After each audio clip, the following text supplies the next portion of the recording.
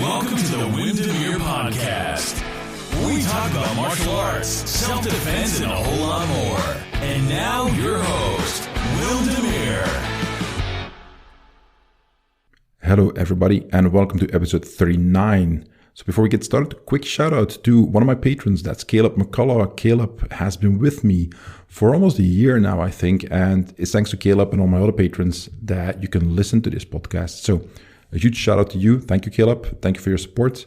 Same thing to all my other patrons. Thanks to you all for helping me make this a reality, and I hope we can do a lot more work in the future. So if you want to support the show, go to patreon.com/Wim Demeere, my name, and then check it out, and lots of stuff there. Just go check it out and see if you like it. You can also support the show by obviously subscribing and liking and sharing this episode, leaving a review on iTunes. That would be great as well. So that is what you can do if you enjoy what I'm doing here, and I would very much appreciate it. Now that said, what's on for this episode? Well, this is the third crossover podcast that I'm doing with Iain Abernethy. Now, Iain is from the UK. He's a karate expert who focuses on the practical application, and he does loads of seminars each year. Now, as I do mainly one-on-one training as a personal trainer, I do teach some classes and do the odd seminar, but he has a lot more experience with that than I do. We thought it would be interesting if we could just compare notes. And instead of us just talking, we're letting everybody listen in. So that's the whole idea of this one. We took our time to just really dig into the questions that we both had for each other. And I thought it was a really interesting conversation. I learned a lot. And I think Iain enjoyed it as well. And we would just want to share this with you guys. Now, there's also a special bonus episode on my Patreon, which again, go to wimsblog.com/39, number 39, and that's the show notes. And there you can find a direct link, or you can just go again to my Patreon and look for bonus episodes there. You'll find it. So that's when Iain and I talk a little bit more about that and a bunch of other stuff. So I think you'll enjoy it. Anyway, that's it. Before I let the episode roll, don't forget that October is podcast month here. So I'm going to do several more episodes in the coming weeks. I've recorded interviews with Mark McYoung already, Alan Baris, and Demeere McCracken has also already agreed to do the interview. We still have to record that, but that's all stuff you've got to look forward to in the upcoming weeks. So that's it, guys. Enjoy the show, and I'll talk to you next time. Okay, so we're a little bit later than promised because we did say we'd get back to them in August, as I remember. But the plan for this podcast is Wim and I are going to have a chat about teaching, because Wim does a little bit more, a lot more one-on-one instruction than I do, and I probably do a little bit more seminar instruction than Wim does. So we thought we'd have a chat for things that we want to learn off one another, and hopefully, listeners, you'll find this interesting too. So, hello, Wim. Hey, Ian. So I think. Do you want to go first? Do you want to ask one of your questions for me here? Yeah. So here's my first one. So how did you get started on the seminar circuit?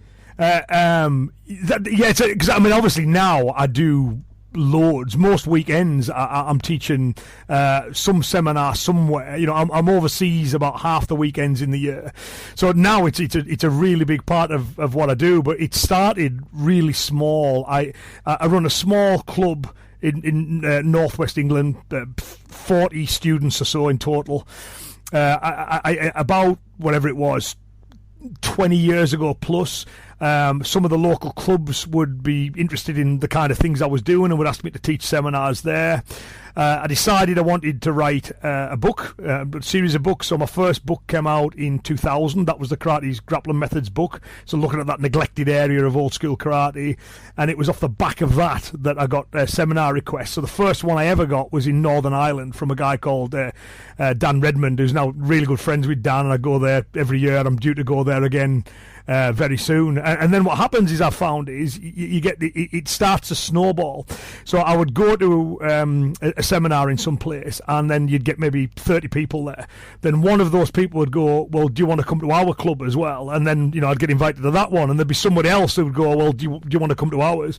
So it grew quite organically, So if Germany's a good example of that. I did one seminar in Munich about, I don't know what it was, 18 years ago, and now I go to Germany 6-7 times a year, and they all, I can trace it back to that one, and it's just organically grown from there, really. Cool. Well, that's pretty cool. Yeah, well, I enjoy the seminar teaching, but and for those who want to get into it, if anyone's listening to that's the thing, is there's no, if there is a magic trick that you do to suddenly have a really healthy seminar schedule, I don't know what it is. I think sometimes people look at the amount of seminars I do, and what they forget is, yeah, but he's been doing this for 21 years now. You know what I mean? So the reason that I've got as many as I have is just because I've been plugging away at it consistently over long periods of time. You know, so yeah. Okay, so I've got one for you then, Wim, if that's all right. All right. So I know you do a lot of like individual instruction as well. So I was interested in obviously different individual students will come to you with different objectives. Some will want to come to you for fitness. Some will want to learn self-defense. Some want to learn the art of it. So how do you cater for those individual objectives of the student? Well, that is the primary advantage of being a personal trainer like I am, is that you can do that. That's the biggest difference between working with a group and with an individual, is that whenever you work with a group, and I teach group classes as well, so there's a curriculum. Yeah. So there's something that everybody needs to be able to do this and that, like what you do. You have first kata, first whatever, and then the second one and so on. And there's drills. There's a bunch of stuff that people need to learn. And then the curriculum is made in such a way that it goes towards a certain place. In a group, you cannot simply adapt to everybody's particular way of training, learning, and so on. That doesn't work. So there, in most cases, it's more that you as a teacher present the curriculum, you try to guide people through it as best as you can, but they have to follow the curriculum. They have to follow whatever you have to teach. Whereas as a personal trainer working with one individual, I can change that every single day. I can change every single class, every single lesson that I teach. I can change that and adapt that to whatever the client needs or wants at that particular time. And for instance, I might have one client, and we work outdoors a lot. So she does striking on the pads, so kickboxing on the pads. She has a beautiful garden. I've got a huge terrace to work on. So it's great if the weather's fine that we can train outdoors. But this being Belgium, and our weather is notoriously, how do you say that, fickle? Yeah. Well, I have to be able to roll with the punches. So by the time I get there and it's raining, I need to have something that can replace whatever training I wanted to do, or that we may even have talked about last time. Like, oh, let's try this next time. Doesn't matter. You roll with the punches. So, and if you don't have an entire group that you need to adapt things to, that you need to teach things to, you can just on the fly make changes if necessary, or somebody's wakes up with an injury, somebody is a little bit sick, not too sick to stay at home, but they want to do some training anyway. Okay, maybe we'll do more stretching or do other work. Yeah. That isn't the primary thing.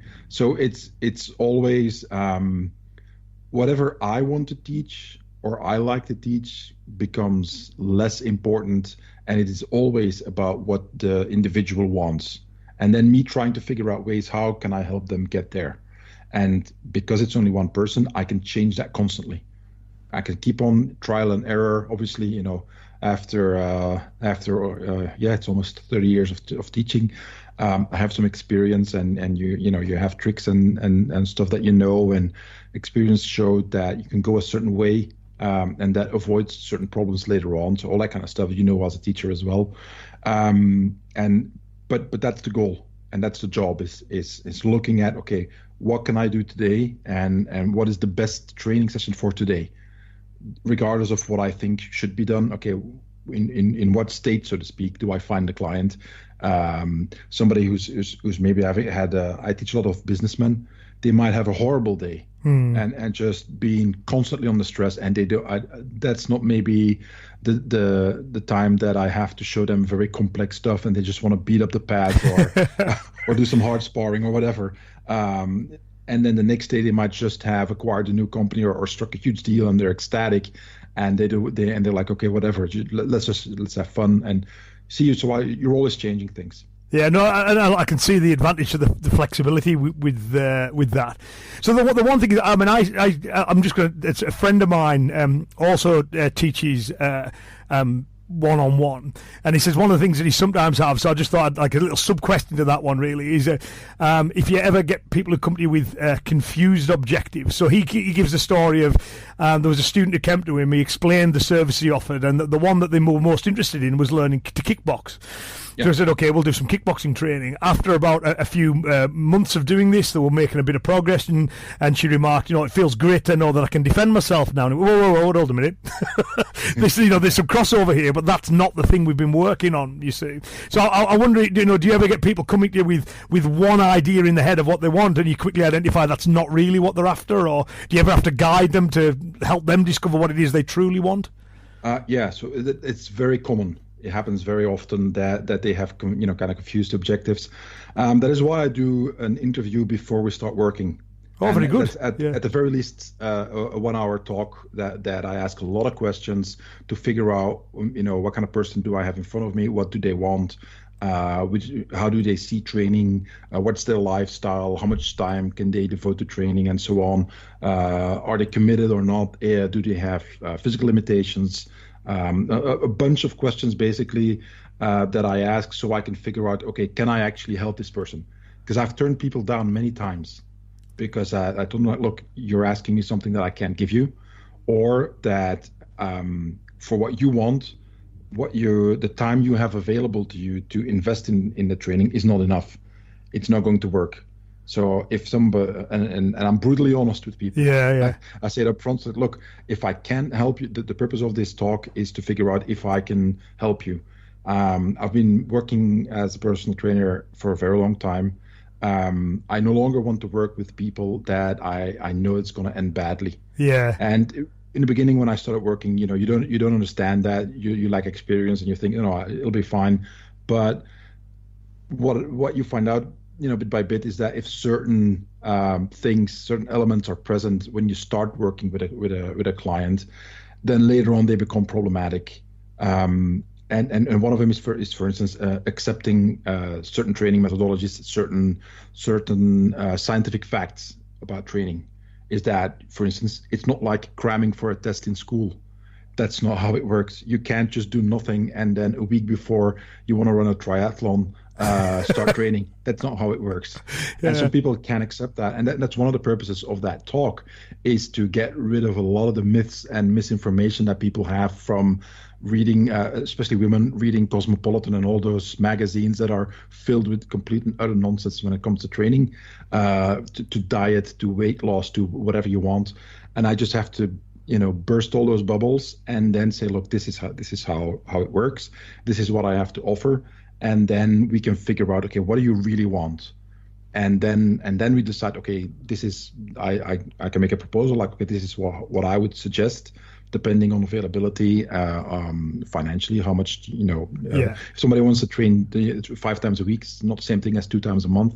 And then figure out, okay, how can we reach those objectives? And that's the first part. And the second thing, to answer your question, is that objectives tend to change.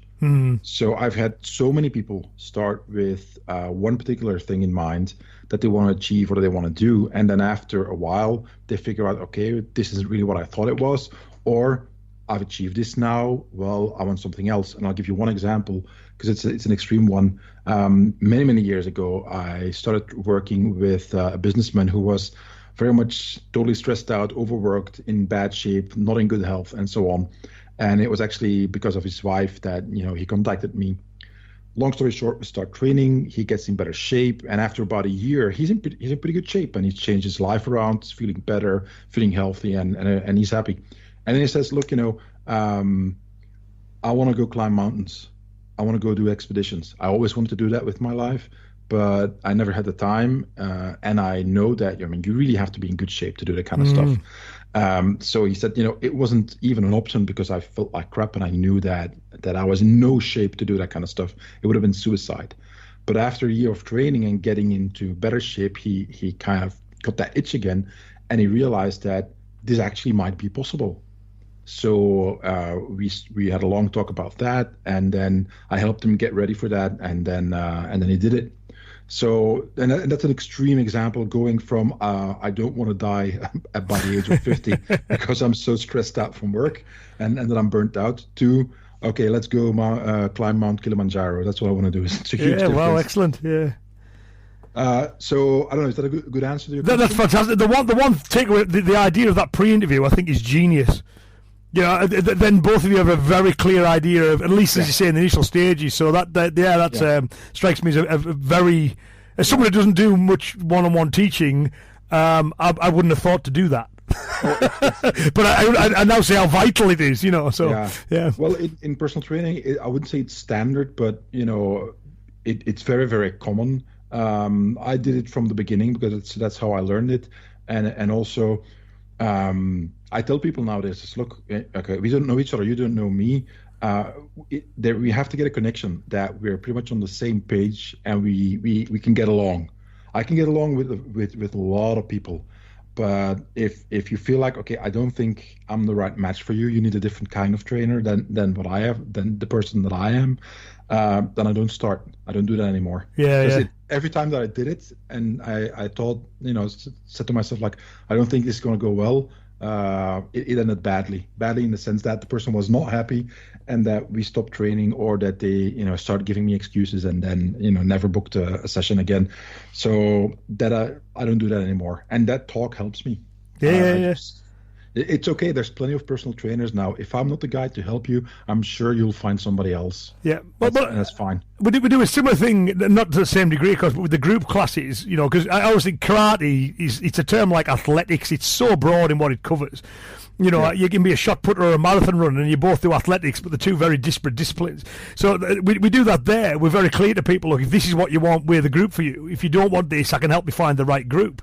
But the idea of doing it to that nuanced level with an individual, that's, I like that a lot. Great idea. Okay, well, I got a question for you. Mm-hmm. So do you organize your trips yourself, or does the host take care of that? So that's like getting the tickets, getting hotels, figuring out itinerary, and in particular, because I guess I don't know how often that happens, but that you have like a tour that you're going, let's say you go to the US, that you go to multiple locations, but that maybe means several flights. Do you do all that stuff yourself? Because that's quite a bit of work if you have to figure that out by yourself. Yeah, I do, but I probably don't do it in the most time-efficient way, in the way that a lot of people do. I'll give an example. I have literally flown into the US, flown back, stayed at the home for 2 or 3 days, and flown back to Canada. Wow. that has been done. Right. Simply with two reasons. One is it was the end of one calendar month, and the other one, so on the wall planner, I didn't realise those 2 weekends were next to each other, because one was at the bottom of the chart and one was at the top. So the first time you and I talked, I would say I would hate to give the impression to someone that I'm an organised individual. I get a lot done. I'm not an organised individual. So, and the other thing is, of course, I've got a young family at home, so I want to minimise the time I'm away from the family, which is why at the moment I'm limiting seminars outside of the Europe, because I want to spend a little bit more time at home. So, but for the longer trips, I think, like if you're talking, like transatlantic or down to Australia and those kinds of places, I normally ask the host to take care of that, because they probably know the airports and everything else better than I will. They'll get the best deals for them. They'll be able to all sort that out. For all the European trips, I fly that often. I'm well familiar with every single one, and generally I think I know what itinerary will work better for me than the host. It also saves the host a job, because they've got the job of, they've got to organise the venue, they've got to get everybody there, they've got enough to do. So I normally just say, right, okay, I'll take care of my flights, I'll book all my travel, and then let them know, look, I'll be at this airport at this time. I always check with them to make sure they're happy with the itinerary I've got. But normally we organise it around that. I also think as well, from my point of view, especially with groups that I've never worked with before. I normally ask for a deposit to secure the date, because it happens very, very rarely, but I have had one or two occasions where people have put dates in the diary, and then through complete disorganisation at their end, events haven't happened. So someone else would have had that weekend, but I've lost it. So I always just want to make sure, look, and it's always a small deposit, but if they're paid, it shows that, we really want to do this. This isn't an idea in an email, we're committed to it. So my way of showing the commitment back is to say, look, I have booked the flight. So they know that, look, Iain spent money on this happening, we've spent money on this happening, this is going to happen. So I always think it's a good way to show good faith with people that I've never worked with previously as well. So I tend to do all of that, because vast majority of seminars are in the like EU, and as a result of that, I'm the one who books vast amount of my own flights. The only thing I ever ask people to say is, I need picked up from the airport, and I need accommodation. And with accommodation, my phrase is always, I just need a blanket and something soft to sleep on. So, because again, that can minimise costs. So some of them like to throw you into a hotel because it's convenient for the family. In other cases, I've slept on people's couches, on people's basements, blow up beds. Just wherever is good for the host is good for me. Yeah, it makes sense, and I'm the same way. I did a seminar in Denmark a few years ago, and I said, look, wherever you want to put me up, it's fine. You've got a spare bed somewhere, you got a couch, it's fine. I don't, and give me some food and water, and I'm good. But one of the reasons I asked is because of many years ago, I got burnt like that. By somebody who wanted to host a seminar and then didn't follow through, and then I was stuck with costs that I'd already made. So that's why I wanted to check if you didn't. Nowadays, what I do is when somebody asks for seminars, that look, okay, I'll figure out the flights, but you buy the ticket for me, because that way you're committed, and I'll give them just a link. Like, this is it. This is the link. That's what you need to do. And it's kind of a test also. If I don't know somebody, if I know somebody is different, obviously, but if it's the first time, like, look, I don't know if you're serious. I've been online for a long time and had many requests, as I'm sure you have had as well. And a lot of those requests, a lot of people want to do stuff and organize stuff, but they sometimes maybe miscalculate and don't realize how much work it's going to be, and actually can get maybe be expensive if you don't organize it well and don't have a big enough crowd. And then all of a sudden they're like, sorry, but we can't do that. And then I already bought a flight. So that's it's similar to what you were saying before about the it's not uncommon, quite common in fact, where I'll tell people, look, I don't think you should go ahead. I get pretty good at, if they ask the right kind of questions, you get the right, so they're asking, good, solid logistical questions. You think, okay, this person gets it. And this, if you've never put an event on like these before, you sometimes don't know what they involve, but sometimes people are asking, you think this person's not quite getting what this event is likely to involve. So I'm always very grateful to the host, because I appreciate it is a fair bit of work to make it happen. But it's quite common for me to say, no, I don't, try and attend one that's near you. I don't think you should organise one yourself, for reasons that through no fault of their own, they maybe just haven't got the club infrastructure, or they just haven't got, the wherewithal to organise it. So yeah, it's like you were saying, you've got to be selective with who you work with. Yeah. Okay. So I've got one for you about as well, which is just one of these things that kind of fascinates me a little bit. So, it's the teacher-student interaction. So obviously, when you're teaching a group, it's different to an individual. So I would imagine that when you're working with one-on-one, it becomes a little bit more informal, a little bit more personable. But I don't know that for a fact. So I'd just be interested in your views on how the teacher-student interaction differs between group and individual instruction. Yeah, it differs tremendously. So I teach a group class twice a week here in Belgium, Tai Chi Chuan and mixed martial arts. So I've been doing that for decades now. But that's a totally different vibe, a totally different environment, and you can't do work in the same way in the one as you do in the other. When it comes to the individual instruction, it's obviously much more personal, because when I started, I often ended up going to gyms and so on when I was working with people. But nowadays, I virtually always go to their homes. So we're in their own home, in their own, let's call it safe space where they feel good, and it's there. I'm a guest there. It's not neutral ground. It's not my place. I'm in their space, and I'm a guest there. So they feel comfortable. Normally they feel at home there, as opposed to a dojo or a gym. So that in and of itself changes the interaction quite a bit.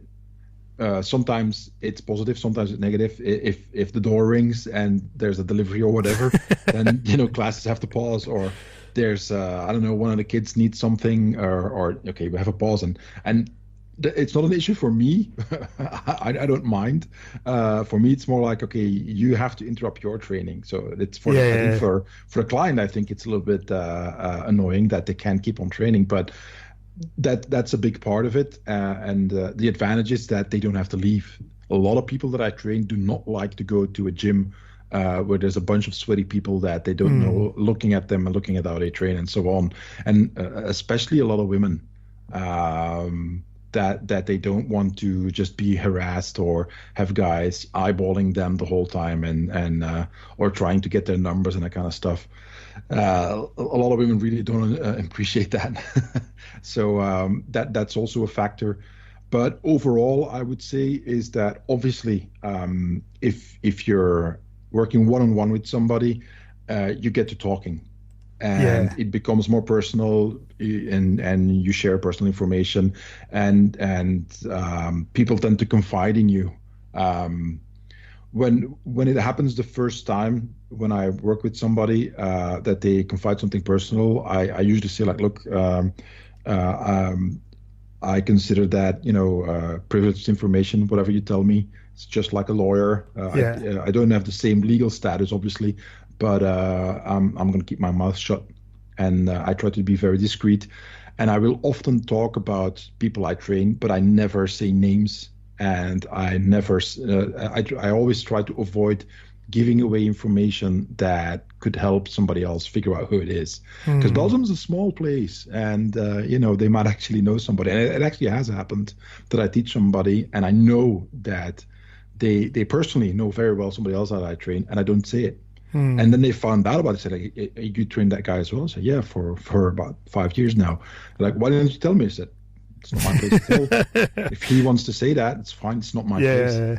And that goes a long way, because you prove that to your clients that they can trust you, and as a result of that, they often confide more in you. And also at the same time, I'm very fortunate in that the longest that I've been training somebody is for about 25 years now.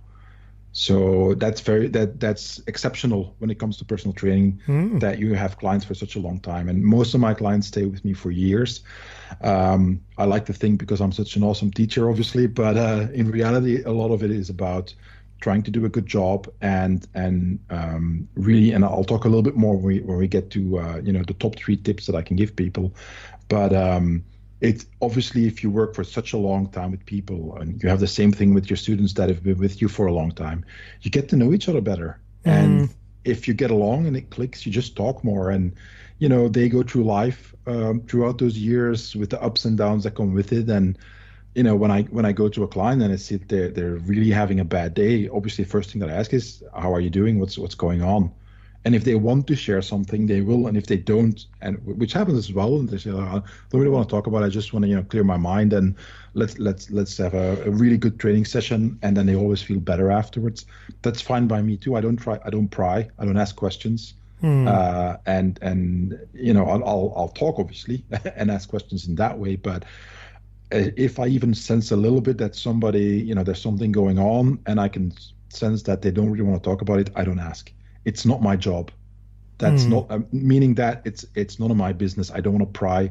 The whole point of me being there is being there for them, as opposed to, well, I would really want to know what happened with you because I can see that really affects you, and wow, that would be an amazing story. No, it's not about me. It's about the client. Yeah, that makes a lot of sense to me.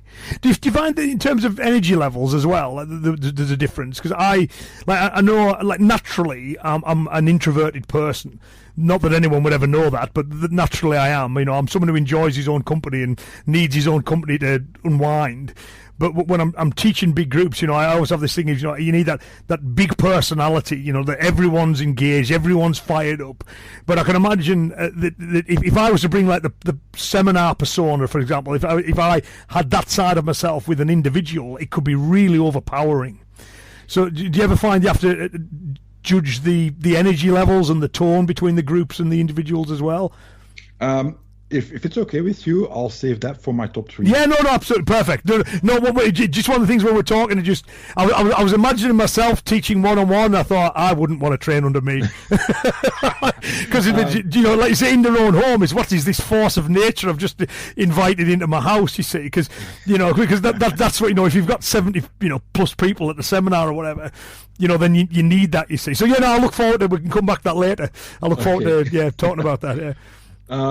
Well, I'll shoot you a question then. So, what is your preferred group size and why? Because as one of the things that I've been doing for many years now is companies, and that's like doing incentives or kind of like motivational training or group activities with big companies, and I've had classes where I'm teaching a group of about 100 people with a headset and a mic and all that kind of stuff. So.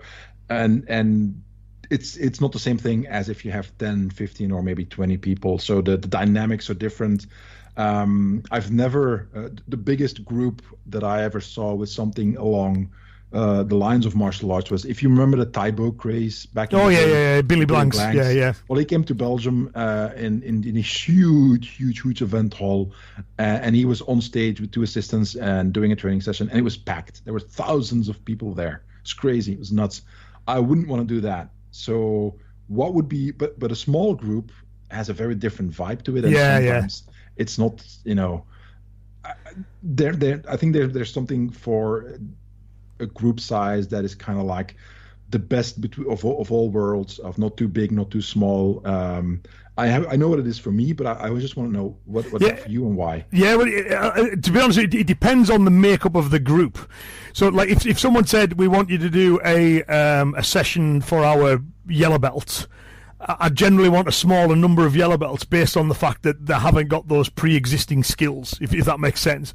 But in terms of your average seminar, I would guess, we get plenty of Q grades, but I would guess at around 60-70% of them are Dan grades. You know, these are people who already have solid skills in place and are coming for specific elements that I specialise in and can help them with. So because of that, you don't really have to worry about those fundamentals quite so much. You can work with the bigger group.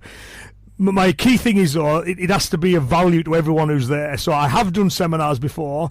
I'll give an example of one. There was I rang the girl who'd organised the seminar up a week beforehand, and I said, "How many have we got?" She goes, "Oh, I don't know. I've just told everyone to show up." So I thought, it's difficult to plan now because I don't know if I got 20 or, you know, as it was, we were edging towards 200 people. So now obviously it makes for a fantastic group photograph and there was a lovely atmosphere, but the bit that was disappointing for me was I thought there's people who came there specifically to kind of pick your brains and to see what you do, and I won't have spoken to them for the entire day. So to me that's that diminished value, you see. So practically I understand that, you know, when these costs of, you know, flights and my time and hall rent and all that kind of stuff, generally I say somewhere between 30 and 60 is ideal for me.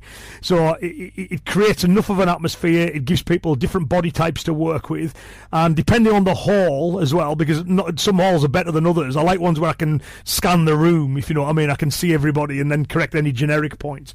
But generally, then when I normally feel, you know, people have enjoyed it, they've felt part of the atmosphere, and if there's any issues or problems, they can stick the hand up, I can see it, and I'll be over within a second, you see. But I never like that feeling of that you know, people haven't enjoyed it, because sometimes, again, what I get is I'll sometimes get, when I say to people like no more than 60, 70 at a push, they'll go, oh, well, hang on a minute, we had such and such here a few years ago, and he had 150 people. Well, I thought, well, if he's standing at the front just counting through a kata, just each Nissan through a kata, I could have 200 people in the room. But because of what I do is more hands-on and more, it needs that one-on-one interactions, then I normally find no more than 60 ideal. I can do 70 as a push. I really don't like going any higher than that. Okay. Makes sense. Yeah. And I really like what you said is that, it kind of depends on the level of the people. If you're doing a yellow belt class or a black belt class, obviously that's going to be different. So, sometimes, I've had ones where I've had guys where, to the other extremes, obviously you want smaller numbers if they might need help with the fundamentals, but I've had it the other way. I've had, like seminars where it's all 6th dan, 7th dan, and 8th dans, and there's like 5 of them who maybe work within this group and just want to pick my brains about how to bring some of what I do to their group. Well, in that case, again, a much smaller number is better, because you need constant direct interaction, if that makes sense, you know what I mean? Yeah. So I've had it the other way, where they were very experienced people, but because of what they wanted in that case, then I think we had 6, and that was the right number for that particular one. But in general cases, most of the people I have at the seminars have got at least a year's training, sometimes a lot more than that, so they're already experienced. So I find that 60 top, no fewer than 30. Atmosphere can be a bit flat. More than 60, 70, I sometimes struggle to get around everybody. So, but what I have done, of course, is I've just brought one of, if I can, I'll bring one of the guys from a club along with me, and then that helps, So, yeah. Oh, cool. Yeah. Because one of the reasons why I wondered is because I'm sure you are the same way. Is that you ask, okay, does anybody have any questions? Mm-hmm. If you've got 10 people or you got 60 people, that's a very different. I mean, you're going to have to pick. Like, okay, we only have X amount of time for questions. Yeah. And then you're going to have to pick, and then, managing that kind of vibe and make sure that everybody's still happy that they got to ask a question or whatever. And at the same time, not running over time or not being able to finish what you want to teach because you're fielding questions the whole time. That strikes me as maybe sometimes a difficult balance to achieve. Well, one of the things is, like, say, when I'm going round the group, I'm always asking, is that okay? Do you understand it? You've got any questions? So they get to ask during the day as we're moving round as well. Often as not as well, I have a rule that if 2 people ask the same question, I should give the answer to the entire group. Because I sometimes feel that's maybe something I haven't explained as well as I would like, or this particular group. So I always, if one person asks, 5 are maybe thinking it. So if I get 2 people asking the same question, right, I'll gather everyone in and say, okay, this question has been asked. This is the answer. And that tends to help. The other thing is I just don't stop. So in the breaks, whereas I know some instructors feel they need the downtime at that point, so they'll walk off, get something to eat. I'll have an eat and drink, but I'm still there on the floor, so I'll get a lot of people coming to me during the breaks, you see. Yeah. And I always joke, I say, many people have tried to bore me talking about martial arts, and none have ever succeeded. So don't feel that you're taking my time. Don't feel it's an imposition. Ask. So and that helps as well. Obviously, that minimises the questions at the end tend to be few and far between, because I'd like to think I do a reasonable job of getting them done during the event. You see, so. And what you just said there is that if 2 people ask the same question, you tell it to everybody. That's actually something that I use that in my group classes as well. But I use that with my clients too. And the thing that I try to do is then obviously try to remember those kinds of things, or look for patterns. Patterns being that the same question keeps coming back when I teach this. Yeah. Or it's the same kind of people ask these kinds of questions, or this specific question. For instance, tall people always ask this question, or people of whatever who have certain body mechanics that don't function as well, or certain injuries. This question comes up, and after many years, you accumulate a lot of experience that you can predict, like, okay, if I teach it this way, that's not going to work for this person, because every single time in the past that I did that with a tall person, it didn't work. I'm just giving an example. No, that could be anything. So I like what you said, and I think it applies across the board when you teach. No, I do the same thing there. To me, it's that thing of because I'm a professional at this, so I want to be as good as I can be at this. So normally, whenever I'm driving home, if it's one in the UK, or whenever my backside touches down in the seat on the plane, if I'm teaching outside the UK, First thing I'll do is, okay, what went well, what went badly, and I do my own little debrief. And often I'll find things like, I taught that a slightly different way today, and they got it much, much quicker. So therefore, that's the way I'm going to try and teach it. So you're constantly trying to do that level of improvement, Like there was an arm lock for years I found people struggle with it when I taught it, and then one day I just went, look, grab his arm, swing it like a baseball bat, then ring it like a church bell. And that's all I said, and they all got it. Yeah. So I just thought, that analogy. So since, it's always looking for those little key words that tend to do it a little bit better. Yeah. So interesting. I have the same thing. Problem is that I am very visually oriented. So what I often try to use is images from movies and TV series and so on. And I dated myself, and it worked for years. But I said when a certain type of coordination in a move that people had to do, everybody got it wrong. I said, look, you're moving like RoboCop. And then I would do the RoboCop walk where he's just walking very stiff. And then he first turns his head as he keeps walking forward, and then the whole body turns. I said, look, that's what you're doing. It's disconnected, so don't be RoboCop. And everybody got it up until a certain point in time where people start looking at me like, what? What's RoboCop? The movie was so glad you're getting that as well. That's crap, I'm old. That's such a relief, because I've done that as well with references from old movies and Bruce Lee stuff and things like this. Whereas, awesome. I've got a question for you, Wim. Yeah. It goes. So I was wondering if you have any students who never train as part of a group. And what, if anything, do you feel they'll lose if they're only engaging in individual practice? Yeah. So the majority of the people I train privately never train in groups. Mm-hmm. There are some individuals who do other group classes outside of what I do when it comes to training with them. But the most of them just train with me or train by themselves. Is if it's, for instance, strength training. Then they train with me, and then they have their own gym at home, and then I make them a training schedule that they do, and then next time I see them again, we go over everything and so on. So most people, that's the case. Do they lose something or not? Well, that depends on what it is. For instance, strength training and conditioning. Well, you kind of have to do that by yourself anyway. Lifting weights, running, cardio, and all that kind of stuff. It may be fun if you like having a training partner along with you, but you still have to do it by yourself. I mean, there's nobody can help you with that. When it comes to martial arts, self-defense, and so on, I do feel that they kind of lose a little bit from that, because I am who I am. I can't just change myself.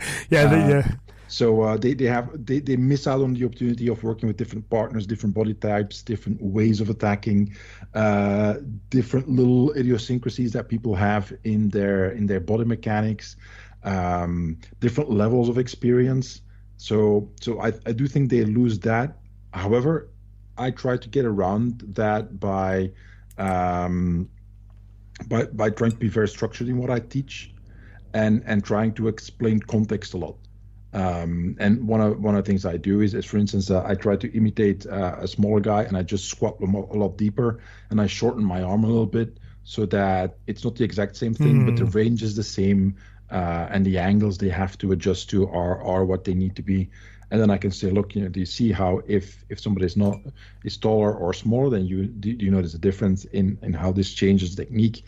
And then they get it. They don't get to practice it exactly like they should, but they see. I try to open people's eyes that, okay, there are a lot of nuances that you can only understand if you have a different training partner than me, or if you never go into a group, you don't get that. And most people are okay with that. They know that up front, and it's fine. It's very rare that we encounter a situation in which I say, look, I can't help you with that because you need a different partner for that. That it does happen, but very, very rarely. Yeah. No, that I've got a related question on that, which I'll come back to later on. But that's good. And actually, there's two, but I won't get ahead of myself. I was trying to stay away from that question. I tempted to jump in there, but the listeners will see because obviously we've shared these questions ahead of time. So thank you for that one, Wim. We'll come back to those points, I'm sure. Yeah. Well, I'm gonna take my next two questions, together or one after the other, because I think that makes most sense. So here's my question to you, Iain. What is your goal when teaching a seminar? Is it different every time? Is it something specific? And what I mean by that is, do you have a clear idea of what the attendees have to be able to do at the end of it, or have to understand at the end of it, or is it something along those lines? Or are you completely freewheeling? The reason I ask is that I've experienced two extremes. I know a very, very well-known teacher on the seminar circuit, and he just shows up and he has no idea. And it just depends on how he wakes up that morning, or if somebody asks a question, and he might say, "Oh, that's a good question. Let's do the whole seminar about that." So it's all up in the air. And then my Kuntao teacher, the late Bob Orlando, he was the most prepared person I've ever seen. He had like a book with him. It was a map with just drawings, stickmen drawn into it, and text and everything. And he had a lesson plan pretty much down to the minute of what he would teach. So where are you on that continuum? I'd be near Bob's. Yeah, I plan. But it has to be a flexible plans. But what I tend to do is in discussion with the guy who's normally organising the seminar is, they've invited me in normally, we want this from you. So we want you to break down a specific form, or we'd like to cover pad drills, we want to work on throwing, escape skills, whatever it happens to you. So they give me, this is what we would like to cover in this event. Then what I will do is I will plan out the nuances of that around the time that we've got. So I go, okay, this is what I'd like to cover by the end of this event. So I have a very clear idea of what it is that I would like to cover. I am aware, of course, is that there'll be lots of individuals in there with lots of different objectives. So they've all come knowing what the theme is, but there might be some that will go, oh, it was the first thing he taught that was the key thing for me, or someone else might go, it was a little nuance of the foot movement, or whatever it happens to be. So I always encourage them at the end to identify the thing that they got out of the day. So I know what we're going to cover. I know what I want them to have covered, but the individuals, I encourage them to know what was the thing that you came for today. Because if you remember all of it, well, wonderful, but most people don't. So I want you to leave with the one thing. And I always use the analogy. I say it's like taking, like a child to a toy shop. Hopefully the child enjoys looking around the toy shop and looks at all the cool things, but at the end of the day, they take the one thing that they want away with them. So that's what I want. Ideally, the ultimate goal is that every student that attends leaves at the bare minimum having enjoyed the day, but hopefully with something they can take back to their practice and their teaching. Now, what specifically that is will be up to them, but I have a broad theme on the day that I know that I wish to cover, and I do map it out. I know roughly how many techniques I can get done or drills within an hour. I have it all mapped out which order I'm going to do them in. I have all the key teaching points written out, and the main reason I do that is to discipline myself, because I can very quickly start teaching one thing, and if I'm not careful, within 10 minutes I'm on an entirely different topic. Yeah. And sometimes that can be great because that's what the students want. That they like the little detour we're taking, and if they are, I'm happy to continue along that detour, and then we'll find our way back later on. But if it's just me leading that, then I have a thing that I keep sipping water when I teach to keep the voice box lubricated, and I've always got my notebook next to my bottle. So when I go, I'll take a sip, look, and okay, we're on schedule. We are good, back in front of everybody again. So yeah, I plan it out in a lot of detail. Okay, well, that just completely leads into my follow-up question, because you mentioned that it needs to have a little bit of flexibility built into it. So what if you notice that what you're teaching is too complicated for whoever's there? So let's say they're green belts, but the host tells you it's a green belt level class, but when you arrive there, it turns out that the qualifications for green belt in their school, they're a lot lower than yours. Yeah. Or vice versa, they're a lot higher than you might expect it. So the curriculum that you prepared is not completely applicable to whatever level that you find there. So how do you flow with that, or what do you do in those cases? Well, if I'm teaching blind, so I'm going to a group for the first time and I don't know them, then what I normally have is I have it planned out, but I have this is the bare minimum I wish to cover. So that's on the assumption that maybe they're not as good as I anticipate. this is ideally what I expect to cover, which is where I would aim middle ground. And on a good day, this is the extra stuff we might be able to add on to the end, if that makes sense. So I've got 3 potential points based on how it's going. Where I'm lucky nowadays is most of the groups that I go to, I've been to before, or maybe not that specific group, but I've had interactions with members of that group, so I can generally judge, you know what I mean, and I'm pretty good at doing it now. In all honesty, I can get it down to the minute, you know what I mean, that we'll finish doing exactly what I want to do at exactly the right time, because I know the groups that well. But if I don't know, then I've always got a minimum baseline, an ideal, and a exceptional level that we can go to, because it can be unexpected. The one that always sticks in my mind for that is I was once, and again I won't name locations and stuff because it wouldn't be fair, but I was teaching in this place and I was told that, or just so you know, Ian, some of the great and the good from the local karate community come in. We've got one guy who's ranked 7th Dan, one guy who's ranked 8th Dan. You know, these guys are, you know, well respected in the area, and they brought some Q grades with them. The Q grades got it, no problem at all, you know, because they had that empty cup thing. The higher grades were struggling because they couldn't let go of what they already did to embrace something new. So in that class, I ended up almost teaching like a 2-speed version. You know, so I'd go, this is the basic one, and if you just want to play with this is fine. If you're feeling okay with that, this is, you know, some extra elements you could add in. And the weird thing was, there was an orange belt paired up with a 7th Dan. The orange belt was flying through it, having no problem. It was the 7th Dan that was struggling because it was that empty cup thing, you see. So yeah, you've always got to, you know, like, you know, it's the old saying, the plan rarely survives contact with the enemy. It's just exactly the same when you teach. It rarely survives contact with the audience. But I'm lucky now that I know most of the groups that I work with, so that makes it pretty easy. Yeah. And just what you just said, I had a similar experience many years ago when I taught a seminar back when I was coach for the national team here. And there was a teacher that showed up with with a few of his students. And I was showing, you know, some stuff and this and that. And at the end of the seminar, you know, I talked with the guy again. I hadn't met him before. I knew he was a teacher, but I hadn't met him before.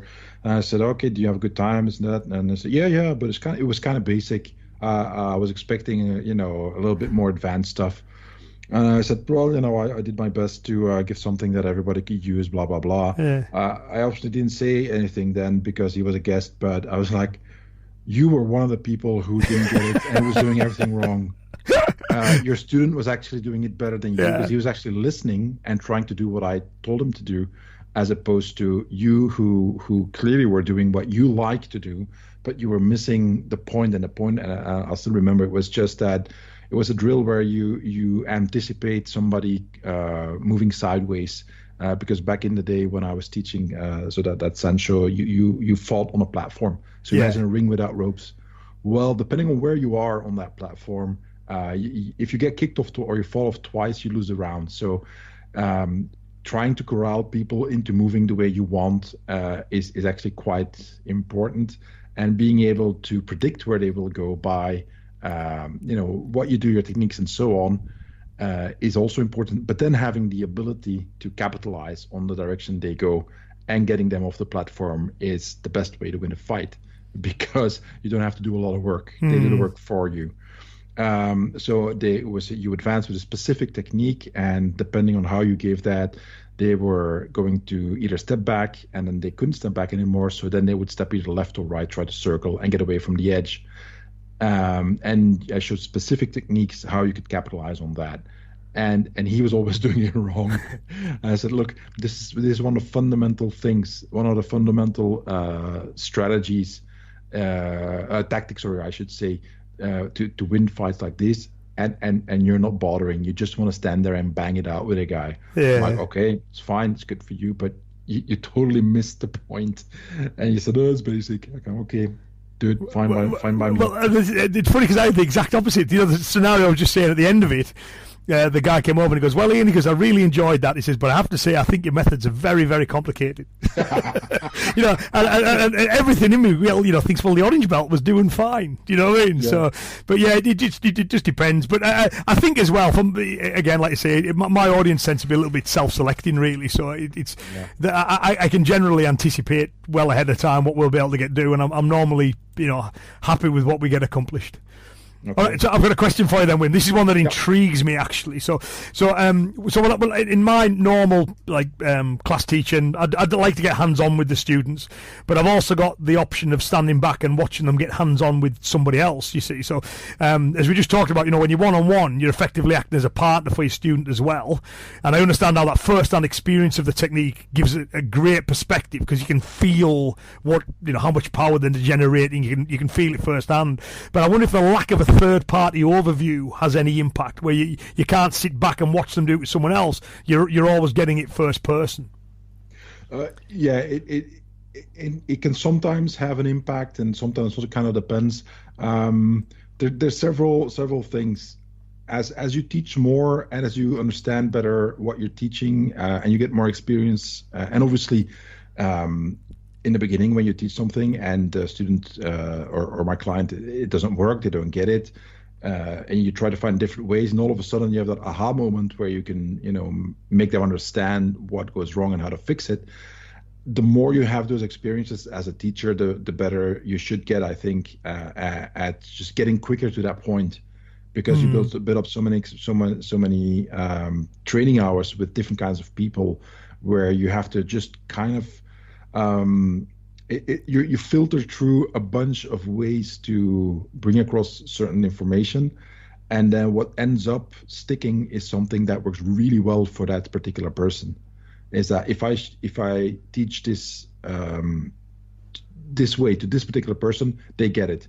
I teach this way to another person, they don't get it. So you tend to try to sift through the training methods and the teaching methods and tricks and tips and ways that you can impart that knowledge very, very quickly. And as you get more experience, that works better. So that's a big part of it, is that knowing, right, if I teach this, let's say defense against the punch, okay, they cannot see my left side because of the way that I'm standing in relation to them. And I can't really show that to them by having somebody else here doing the technique on me. Yeah. So I have to point this out, like, okay, now you can't see this. However, my left hand is doing this. So you have to make sure that I can't reach you with that. I see. Yeah. And that's a big part of it, is just understanding the curriculum and understanding the point of view. And let's call it camera angles. And I was very fortunate in that many years ago I started training. I started making instructional videos with Paladin Press back in the day, and now I still do that. And it's kind of like setting a scene for something that you want to shoot, and then you have to think through first, what am I going to teach, and then second, how am I going to teach this, because the camera's over there. How do I have to orient myself so that camera can pick it up? Because if it's not in view of the camera lens, then it's not on film, or on tape, or it's not recorded, so the audience can't see. So then you have to, if you watch my videos online, and you do the same thing, you say, okay, let's switch to the other side. So you stand left instead of right, as we did before, or you place your partner at a diagonal angle so they can see certain things. It's having that understanding that this is how visual learning works. And understanding without having to step out, tell my student, like, okay, freeze in this position. I'm going to step over at a 90-degree angle and look at you and see what you can see or not. That doesn't work. You need to know as you're teaching it, like, they can't see this, or what they see gives them this impression, but actually it's something else.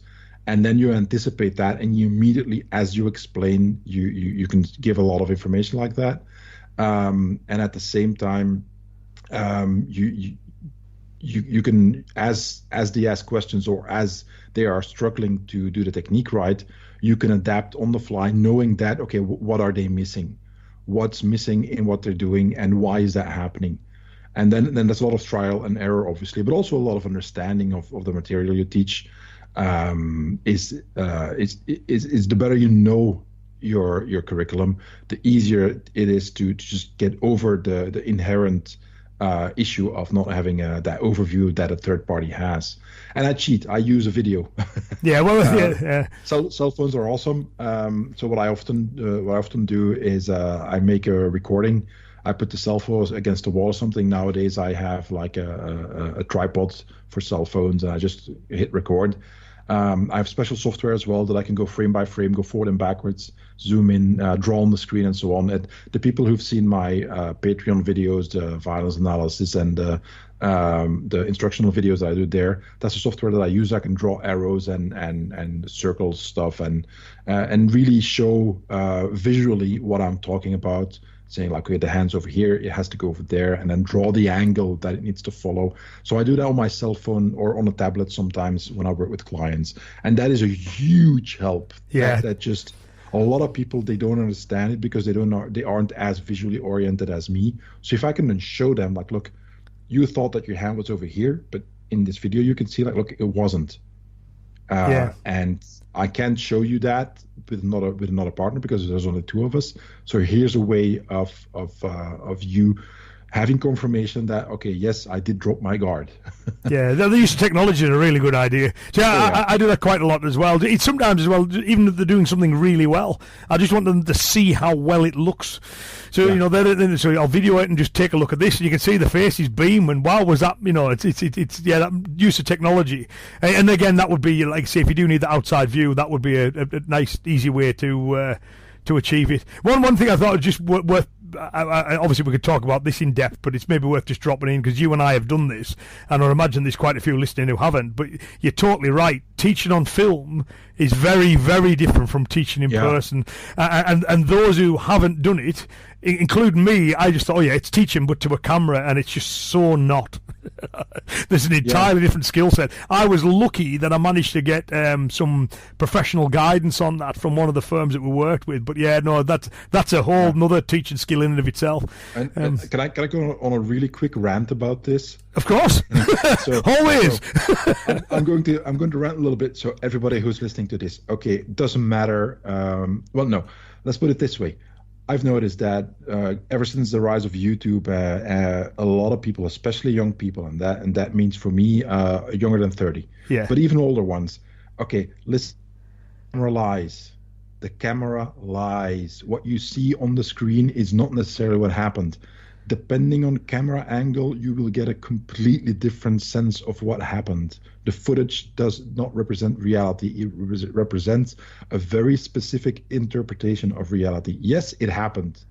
I'm not saying it didn't happen. However, I can show you examples of this, depending on what angle, what's the lighting, what kind of clothes are the people wearing, and so on, you will get a completely different sense of, completely different types of information and elements that are critical in understanding what truly happened in the incident or whatever fight or technique that you see, and you're missing out. And by not understanding that, people dismiss things that are valuable, or they overly praise things that are actually total crap because they don't understand how cameras work. So I'm going to go out on a limb here and say that 90% of all the YouTube and Facebook comments on videos, if people would only understand how making a video works and how teaching a video works, they would just shut up. Okay, I'm done ranting.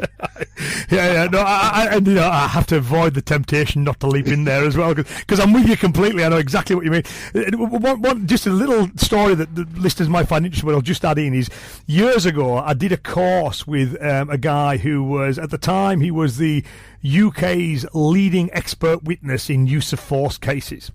So part of this course that we did was how people see video footage and get it wrong. And he gave several examples where he would show some footage. He just played at normal speed and went, tell me what happened.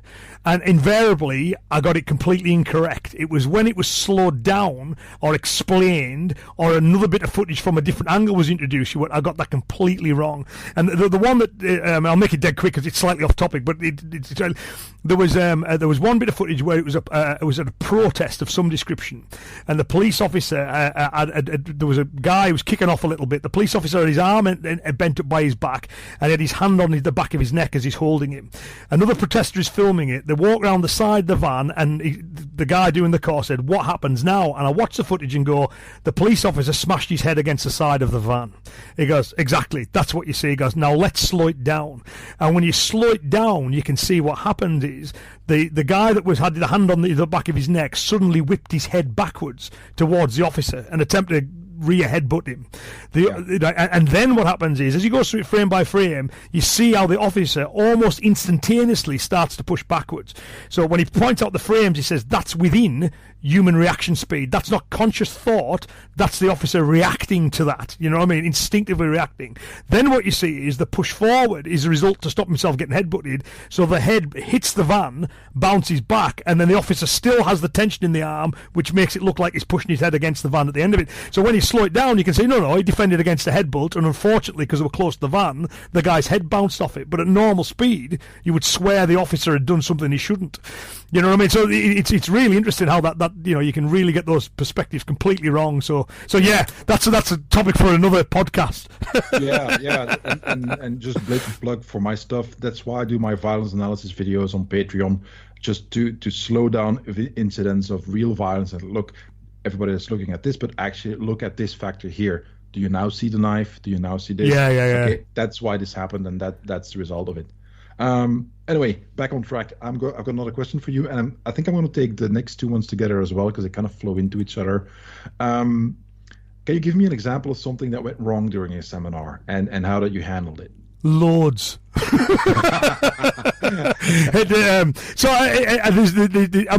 thing is as well, there's loads. I've turned up at places where the heating hasn't been on and it's been absolutely freezing, so we've been training people in the jackets and the shoes. I've turned up where the host people have forgot to book venues. That's happened several times, or we couldn't get into the venue, or the guy with the keys hasn't turned up. I've turned up at seminars where I've ended up getting ill. You know, that happened on one occasion. So it's the thing for me. It's that thing of the show must go on. So you always find a way. That's the thing for me, is you always find a way. So in terms of when I've turned up and there haven't been venues, one of the guys rang a friend of his who had a class that day, so we all went to the venue and we got there. I've had planes not take off on time. That was a recent one. So this is when I went to Australia. I'm flying all the way to Australia to teach. I'm there for 4 days and I fly straight back. So literally the other side of the world, 4 days straight back. We're sitting on the plane and the guy, pilot comes on and said, we're not getting one of the readings we need off the one of the motors, one of the wings. We're just going to pull it back a little bit, fire it up, move it back in. We should be away under like an hour late. Okay. And then that doesn't happen. Then he comes over, we're talking to the engineers. Then we're talking to the people in Dubai. Next one, we're talking to the people at, like, whoever it was, Airbus. You know what I mean? So eventually, 5 hours, after 5 hours of sitting there, he goes, we're not taking off. He says, so you've now got a flight at 5 p.m. tomorrow. So this was supposed to be the morning of one day. It's 5 p.m. the next day. I quickly do the maths and realise that I will not get to the event on time for its starting. Do you know what I mean? Or there's a chance I'll have to get straight off the plane with no sleep, a 24-hour journey, and teach, which isn't going to go well. So and it's that thing of it, okay, got to solve it. So I turn to the stewardess and I say, right. I goes, there's going to be 200 odd people getting off this plane. Everyone's going to be asking what happens. For me, it's vital that I get out today. I don't care which airport I go from. I don't care what it is. How do I get on a plane out of the United Kingdom to Melbourne today? And she said, right, okay. She says, there's nothing I can do, but when you leave this plane, you're right, there's going to be 200-300 people all hitting the ground staff. She says, pick up your phone and ring the customer helpline now. So I ring the customer helpline while I'm still on the plane. I'm the only person doing it, and I can see other people looking at me going, who's he talking to? You know, I then get out of it, and I'm explaining to them at the end, I've got to get out today. We've got people coming from all over Australia. We've got the visas in place. We've paid for the flight. You know, this isn't me being a day late for my holiday. This event can't go ahead unless I can get out today. She says, right, there's a flight later today out of Manchester as well that will get you there on time. You'll miss a night's sleep, but you'll still get you there. She says, but there's no spaces on it. She goes, so all I can suggest is ring back, right? And I said, right, okay, I can do that. I said, but if there are spaces from planes on another airport, then I'll take those. She says, well, I can't see that at the moment, but ring back. I hung off. I instantly rang back and repeat the same story to another guy. He tells me the same story. You know, we're looking at it as soon as there's spaces. So again, I'm working my way back to pick my luggage up because all that's been offloaded on the plane. I ring a third time. Someone gets me there. She says, right, yes, there is a space. Yes, you're booked on. So I was the only person on that flight, and there was me and there was a couple on the honeymoon who obviously they made sure they got away okay.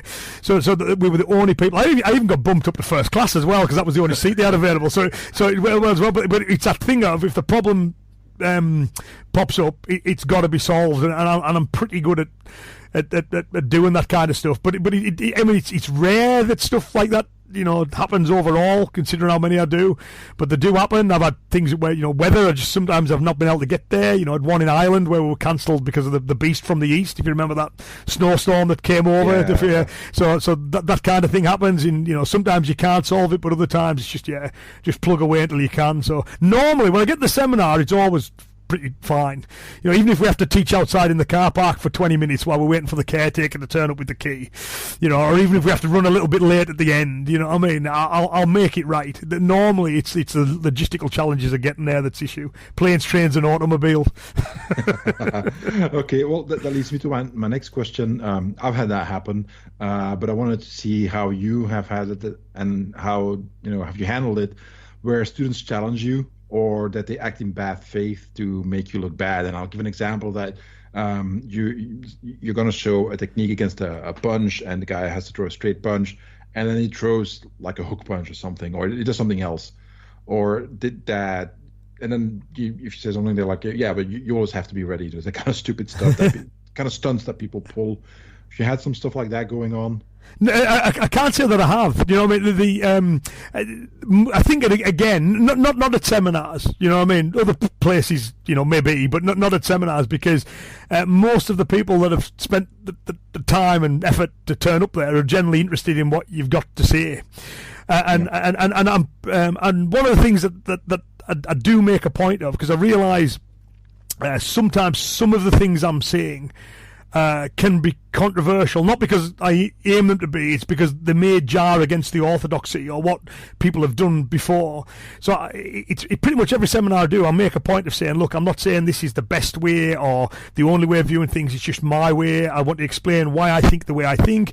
If you think differently to me, and then that's completely fine. There's, doesn't matter what colour the cat is so long as it kills mice. If you've got a way of doing things that's different from this, but it's achieving the results you want, then that's fine. And I think once people realise I'm not challenging them, then they don't feel the need to kind of challenge back. You sometimes get that thing of, like you say, where I've wanted to demonstrate a certain technique or a certain method for use in a certain situation. You'll get somebody, they'll go, well, couldn't I just do this or couldn't I just do that? And I go, well, of course you could, but then we'd be talking about a different technique. Yes, you could slip this punch. Yes, you could kill this throw. And if you did, this would be where we would go to next. But that's not what we're doing at the moment, you see. And in most cases, most people have been quite receptive to it, you see. I think as well, the fact is, I have a quite self-deprecating sense of humour as well, and I think that can help a little bit. If I'm making fun of myself, people don't feel the need to help. Yeah, so it's I think that kind of, because I want people to enjoy themselves. I don't, challenged in terms of make them reflect is good. Challenged in making them defensive, that's not really it. I will get that on in more open forums, like you do get that on YouTube and Facebook and things, where you get those more direct challenges, because I think sometimes people don't get the full context, or my sense of humour doesn't really appeal to theirs, or they've taken something different. So just and that's fine. You just try and learn from those. But no, can't say I've had it happen at seminars really. Apart from healthy debates, which are always a good thing. Yeah. Okay. Great. Great. So, next one I've got for you then, Wim. So, now I know, having listened to this, there might be some who think, I've never done it. I've never, apart from helping existing students out one-on-one, I've never really taught individually. So, if someone wanted to get into teaching individuals, what advice would you give them? Do they try and set up a group and draw students from there, or is it better to reach out to the general public and recruit directly? So how do they get started? How do they develop individuals they can work with? How do they find those people? Yeah, I'm going to stick to the way you framed the question here, because I'll give some more during the top three that we're going to do at the end. But I would say if you can do both, I think that would be a good thing. Because the way I actually got started is from group classes. I had a few people that wanted to do some individual training, and they made this small group of 3 guys that took classes from me then outside of the regular classes, and that led to being introduced to somebody else who was interested in martial arts, and that was my very first personal training client that I would teach individually, and that's a guy who's I've been teaching for 25 years now. So and that's what started it all. So I can't say pick one or pick the other, but that's the way it went for me. So I think if you can manage that, that's great. If you have little or no experience in teaching, then rolling into it bit by bit is actually, I think, a good idea. Yeah. Maybe become an assistant to your teacher if that's possible. So you get bit by bit teaching experience before you have to fully, carry a class on your own or carry a session on your own. And then, as you get a little bit of experience, then maybe, set up shop or, start promoting your services as a trainer, so you can do individual classes. And obviously you can let it be known in the group that you're teaching or that you're affiliated with. But then, okay, once you think you're ready for it, just go for it. Reach out and try to recruit directly. Brilliant, excellent. It's sound advice. Okay, yeah, it's I've got more to say about advice, but like I said, we'll do. I know we're gonna do top 3 teaching points at the end, so I don't want to push further in case I draw them out already. But okay. Yeah, we've got them primed up and ready to go. Yeah, we're almost there. I think I've got the last question for you. What do you enjoy most about teaching seminars? The minimum requirement for me is that people enjoy the time. So typically they're giving up the weekend, they're giving up time with the family, they're giving up whatever other hobbies and pursuits they've got. So I want them to learn something, but I also want them to enjoy the time. And I also think, if I've got a group of 60 people there, you can be pretty much certain that someone in that group is having a pretty rough time in life at the minute, whether it's an ill family member, job problems, money problems, whatever it is. So if I can give them a little bit of a break from that, and they can have a bit of fun, and they can forget about it, and they can have a laugh and a smile, then I've done it. I've done my job, you see. So the thing that I enjoy most is if at the end of the day I'm seeing 60 happy, smiley faces who enjoyed the day, felt like they learned something, but had fun, and leave feeling a little bit uplifted and good about themselves, and they've had a bit of a laugh and a joke. That's what I enjoy the most. I think is just seeing people enjoy themselves with that shared passion. So that's what it would be for me. Just seeing people enjoy themselves would be the thing I enjoy the most. Okay, great. All right. That's it. I think we've covered all the questions we have. Yeah. So there's loads in that I would hope for listeners, but we also thought we've alluded to it a couple of times, but we thought it might be fun just to do a quick. We said like top 3 general teaching points. So we've both written 3 down. 3 each. So maybe if you'd like to start with your 3, Wim, if that's all right, sure. And then we'll. Yep. Okay, so here are my top 3, and I will start with number 1: be professional from the beginning. So that goes back to your previous question, or somebody wants to start out with individual classes and personal training and so on. From the beginning, establish yourself as a professional. That means several things. That means the way you work, the way you make your appointments, the clothing that you wear, and so on. Those kind of things. There has to be a consistency there. Now, I'm not saying you have to dress a certain way. That's not what I'm saying. What I'm saying is you can't show up with a stinking T-shirt that you didn't wash, or that. I mean, nowadays I only wear dry fit T-shirts because when it's hot outside, or when I might be working with a client and then I'm maybe a little bit sweaty but not too much. Well, that's a huge difference with the cotton T-shirts that I used to wear like 20 years ago, and I had. Some days I would wear 3 T-shirts on a day, and it might not have been fully drenched in sweat or anything, but it wouldn't smell right. So I would take it off, put on a new one, and use a deodorant, and if possible, very quickly wash up somewhere, so that I would be fresh and not like this smelly guy that walks into the house of a client, because that is something that would completely turn off your clients. Yeah. And it's unprofessional. And that's one example, and there's many, many more. So that from the get-go, you establish yourself like, right, this is my job. So it's also my passion. So I'm extremely grateful and lucky that I've been able to do this for so long, because I get to teach what I love every single day. So that's great. But it's still a job, so you have to show up, try to be on time, which is extremely difficult in Belgium. And I've said people, our traffic is so horrible. I do the best I can, but it's gotten so to the point where it's crazy. Yeah, I was there last week, and I agree. Yeah, it's just let's not go there. We went by train. Yeah. The thing is that it's also the way you negotiate the training fees that you ask. I'm not a used car salesman. Yeah.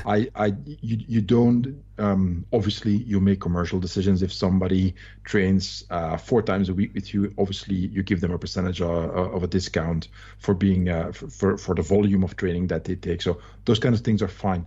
But I don't haggle on price. I'm like, this is my price, and if you prefer, if that's too expensive for you, there's nothing wrong with that. There are plenty of other trainers out there that don't ask the same. They're cheaper than I am, and that's fine. Go right ahead. I don't fault anybody for that. I try to accommodate and say, look, okay, if you have a limit in mind of this is X amount of money that I want to spend on training, what I often suggest is, okay, well, we can instead of training twice a week, let's train once a week or once every 2 weeks. I will make you a schedule. I'll email you that, and we'll follow up and so on. There's ways around that, but I don't haggle on price. I don't do that, because once you establish that you can you haggle on price, that's the principle. Right, so that principle is accepted, and then the sport starts with some people to always go as low as they possibly can, and that always ends badly for me as a trainer, because eventually they always push and push and push, and you've got two kind of people who they love to haggle. It's just their thing. They buy something, they need to get a discount, and at a certain point for me, it's not worth it anymore. So then I'm like, okay, this is where it stops. Whereas if we say like, okay, this is a price that I think is fair for these reasons, fine. And as being a professional, if you go into negotiations with somebody else, it's going to be the same thing. If you have, you're an electrician, so if you show up somewhere, people want you to do a certain kind of work, you say, okay, this is a price. You can maybe talk a little bit, but if everything is a negotiation from beginning to end, you're like, I don't want this job. Go get somebody else. So that's it. Be a professional. Second thing, and perhaps the most important one for martial artists to understand, it's never about you. You are there for the client, not vice versa. And that means many things, but mostly it means keep your ego in check. Don't humiliate clients or make them feel bad because they can't do a technique and for you it's so simple, or don't argue with them over things. I mean, I've had clients that I've known for many years that we argue about stuff like, okay, I disagree with you, but you don't call them names, obviously, and you stay polite. But you don't have to agree with things you don't agree with. But that is not the same thing as saying that you have to argue with somebody over that. You're there providing a service, so it's not about you. No matter how much you'd like it to be about you, no matter how awesome you think you are, or whatever you know and teach is, you think it's so awesome. It's not about that. And somebody will find that total crap what you do. You'll get teachers, clients, that you work with, and you show them, whatever. I might teach them Tai Chi, and I think it's awesome. They think that's the stupidest thing I've ever seen. Or I might teach them MMA, and they might be horrified that, oh, this is so violent. So, I'm not there for me. I'm there for them. And that rolls into the final point of my top 3 is that you have to adapt to the person in front of you and not the other way around. Yep. You kind of have to be a chameleon. And that kind of flows into what you asked about the energy levels. If you have somebody who's extrovert, I've got a client for many years. He's a great guy. He's very extroverted. And he might shout during the training session, shout at me, oh, God damn it, just like that. Or he might just go into this, he bursts out laughing. He's very extroverted. And that's fine. That's great. and I am more extroverted with him than I would be with other people, and that's great. And then the polar opposite that I once had was somebody that I trained who hardly spoke. We would train for an hour, and I think if we spoke for 5 minutes in total, that was a lot, because it was strength training, and he would do his set, and I would correct some things, and in between sets there was not a word spoken, and it just nothing. He didn't want to talk, and it's fine. So that's the polar opposite, and lots of stuff in between, and you have to develop a way of communicating with different kinds of people, different characters and personalities, like you said, different energy levels, and adapt to that. I tell people, obviously there's limits to that. You can't follow simply any direction, because you also have your own personality. So you don't have to be. That's a mistake I see a lot of beginning personal trainers make, is they're fake. They try to be someone else. Somebody else. Yeah. And I tell people up front during that interview we have in the beginning, it's like, look, I don't do the American style training that you see on TV, like, oh, come on, one more rep, you can do it, you come on, don't give up. That's not me. I'm not going to do that. I will try to encourage you, obviously, but that's not the way I do that. I don't think here in Belgium many people would appreciate that. Maybe that works in the US, I don't know. But here, that doesn't work. If that's your idea of personal training, I'm not the guy for you. Yeah. However, somebody who's very introverted, I'm not going to be, all hyper in their face during a training session. So, it comes back to, personal training, individual training for the individual.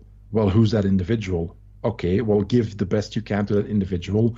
And that means creating an environment and a way of teaching and so on that is custom made for them. Not for me, not for anybody else, but for them. And that's what I love about my job, is that I get to meet people I would never meet in real life. If I were, I don't know, working in a bank or something, I would never meet these people. They almost always have a totally different life experience than I have. And they're always interesting people. They have different walks of life. I've got CEOs, I've got wives of CEOs, I've got their children, I've had artists, I've had athletes, I've all over the place. But everybody's got an interesting story. So my job is awesome. I get to make them suffer, and then I get to know them a little bit better. But that's what I mean, is that it's not about me. So that's a chance for me to get to meet some really amazing people, but I don't have to put myself on a pedestal or try to reach the same level that they are in whatever they do, and prove to look at me, I'm also great, right? No, that's not about that. That's not what it's about. That's it. That was Excellent. My top 3. No, excellent. So can I recap those, Wim, just to make sure I've got them? So the first one was about being a professional. Yeah. Second one was it's not about you. Yeah. Yeah, and the third one about teaching to the individual. Have I remember those correctly? Yeah. So I like those a lot. Be a chameleon if need be. Yeah, but chameleon, that was the word you used. Yeah, and I like that a lot. So there's some crossover with mine. So the first one I've got is that you should know your subject matter in great depth. Never stop learning yourself. Because again, I know some people, they become an instructor and then they just stop their own research, their own development, their own training in terms of martial arts, and then that's a disservice to the students, because once the student knows as much as you do, you're no longer helpful to one another. So my thing is, I want to keep that enthusiasm, keep trying to learn, and therefore, that means I've got more and more to offer, and I know my subject matter in greater and greater depth. So that's one I would say, is never stop learning. The second one I would have is making it fun. There's nothing wrong with using humour, and there's nothing wrong with being approachable. I think sometimes within that, especially in that traditional karate framework, there's that role of the aloof sensei type, and sometimes maybe in more modern martial arts, you get that testosterone running mad thing, so again, just making it fun, sharing a joke with people and being as approachable as possible. Personally, I think you can get more out of people when you're like that, but and then the third one I've got is training should be challenging but never overwhelming. So you don't want people coming saying, yeah, this is the same class I did last week and the week before and the week before that, and I can do everything physically and technically that you're asking me to. But you don't want to leap to the other extreme where they're totally and utterly out of the depth. So I always think it's important to hit that sweet spot. if it's challenging to them, but it's a manageable challenge, and then obviously as they adapt to that, then we can move on that little bit. So yeah, that'll be my 3. Know your subject matter in great depth and never stop learning yourself. Make it fun. There's nothing wrong with being approachable and using humour. And then the 3rd one is training should be challenging but never overwhelming. It's important to hit that sweet spot to keep students engaged and progressing, which again would tie in with what you're saying about, because what's challenging for one student is boring for another, is terrifying for another. So, there's that element of individualising your teaching as well to make sure it matches with the student's own development. So yeah, hope there's something in that listeners find useful. I think so. I think we've covered a lot of different topics there. The reason when I pitched that idea to you about doing this podcast, the subject for the podcast is, I think that the overlap is definitely there when you look at what I do for a living and the amounts of seminars that you do working with big groups all the time, because you might be in front of a group of 100 people, but there's still 100 individuals there. And like you say, you go around, you make the rounds and ask questions. Is that okay? Does that work? Then you're teaching individually. That's right. But so the crossover between what we both do professionally speaking, I think is very, very big. And I wanted to get your take on the parts, but I don't spend as much time. I mean, I teach seminars sometimes when people ask me, but I haven't done that many in the last few years for a variety of reasons. But I'm always open to it. But you have so much more experience with that I wanted to pick your brain a little bit about that, and that was a lot of fun for me.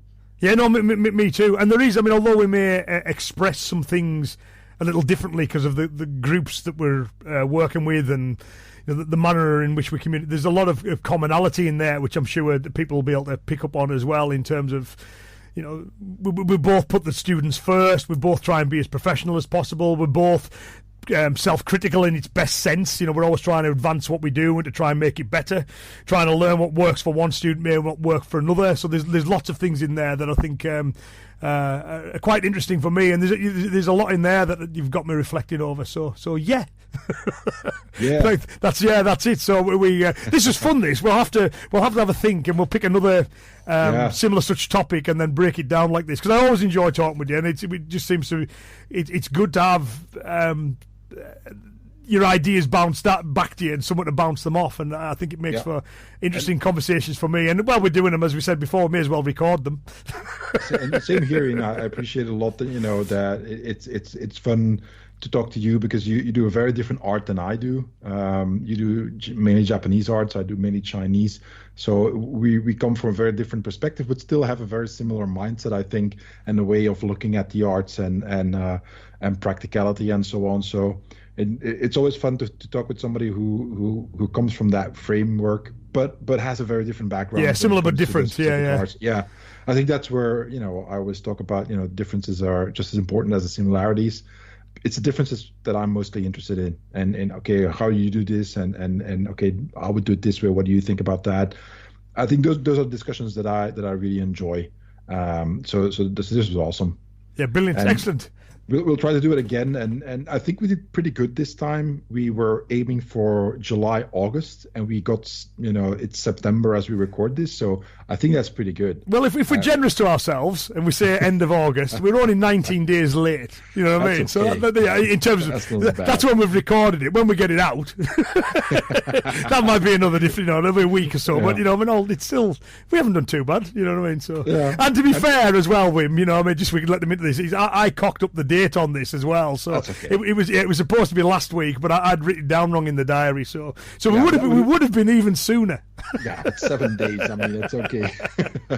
Yeah, and before we wrap up, I just want to let people know that so you and I are going to continue recording for a little bit longer, and that's going to be a bonus episode on my Patreon page, and I'll put a link in the show notes then there. Excellent. Yeah, no, I'll do the same. I'll encourage people to check that out from my feed as well. Awesome. Thanks for this, Wim. Okay. Yeah. Okay. Thank you, Ian. Take care. Thanks for listening to the Demeere podcast. For more information, go to www.wimsblog.com.